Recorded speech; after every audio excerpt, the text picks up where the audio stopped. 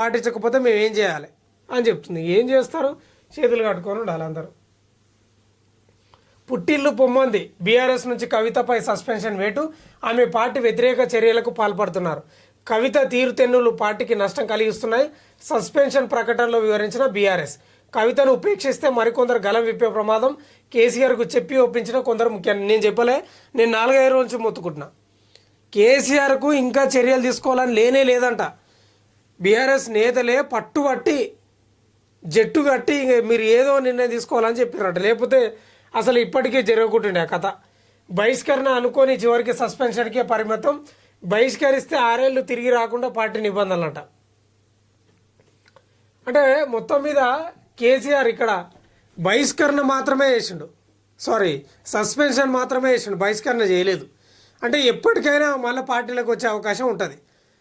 ఏదో ఒక వివరణ ఇచ్చి నేను ఎందుకు మాట్లాడాల్సి వచ్చింది ఏం కథ అనేది మాట్లాడి ఓ లెటర్ ద్వారానో లేకపోతే డైరెక్ట్ కలిసి, డైరెక్ట్ ఏ ఉండదు కానీ లెటర్ ద్వారా ఒక సంజాయిషి ఇచ్చుకొని మళ్ళీ పార్టీలోకి వచ్చే అవకాశం ఉంటుంది. కానీ కేసీఆర్ కూడా బహిష్కరించలేదు, ఓన్లీ సస్పెండ్ చేసిండు. సరే ఏదేమైనా కవిత ఈరోజు మధ్యాహ్నం ప్రెస్ మీట్ పెడుతుంది. మరి ఏం మాట్లాడుతుంది ఏం కథ, కొత్త పార్టీ పెడుతుందో తెలియదు. కానీ మొత్తం మీద అయితే ఒక నిర్ణయం తీసుకోవాల్సిన పరిస్థితి అయితే ఆసన్నమైంది. చూద్దాం. కల్వకుంట్ల కవిత కేసీఆర్ తనయే మాత్రమే కాదు, ప్రత్యేక రాష్ట్ర ఉద్యమంలో టీఆర్ఎస్లో బీఆర్ఎస్లోని ఇప్పటిదాకా ఒక విడదీయలేని బంధం. తెలంగాణ అంతటా తిరిగినా, బతుకమ్మ పేర్చినా, బతుకమ్మ ఆడినా ఉద్యమ ముఖ్యులు ఆమె ఒకరు. జాగృతికి శ్రీకారం చుట్టి ఆ శ్రేణులను మరీ ముఖ్యంగా మహిళలను ఉద్యమంలో భాగం చేశారు. ఇప్పుడు పార్టీతో ఆమెకు పేగుబంధం తెగింది.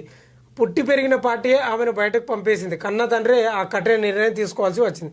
కన్న తండ్రి నిర్ణయం తీసుకోవాల్సిన అవసరం రాకుంటుండే కానీ కవిత గారే ఎప్పుడు తీసుకుంటారని ఆతృతతోటి ఆమె ఎన్నో ఆరోపణలు చేసింది బీఆర్ఎస్ మీద.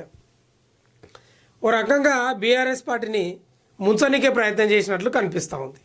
అంతే కదా. ఇప్పుడు హరీష్ రావు డ్యామేజ్ అవుతుందా లేకపోతే సంతోష్ రావుకు డ్యామేజ్ అవుతుందా? కేసీఆర్ కదా అతిపెద్దగా డ్యామేజ్ అయ్యేది. ఈరోజు హరీష్ రావును విమర్శించవచ్చు, లేకపోతే సంతోష్ రావును విమర్శించవచ్చు. ఇండైరెక్ట్గా కేసీఆర్ను విమర్శించినట్లే కదా, పార్టీని బొందబెట్టినట్లే కదా. ఇక కేసీఆర్ గారు కన్నబిడ్డని కొంత నిర్ణయం తీసుకోలేదు, కఠిన నిర్ణయం. తెలంగాణ ఉద్యమంలో ఆమె పాత్ర ఉంటే ఉండొచ్చు, మహిళలను ఏకీకృతం చేయొచ్చు, జాగృతి పెట్టవచ్చు, బతుకమ్మ పేర్చవచ్చు, రకరకాలుగా ఉండొచ్చు. కానీ పార్టీకి వ్యతిరేకంగా ఎవరు మాట్లాడినా ఉంటారా అంటే నాకు అర్థం కాదు. అందరూ అదే ఒత్తిడి తెచ్చారట. మహిళా నాయకురాలు కానీ నేతలు కానీ చాలామంది కేసీఆర్కు ఒత్తిడి తెచ్చారట.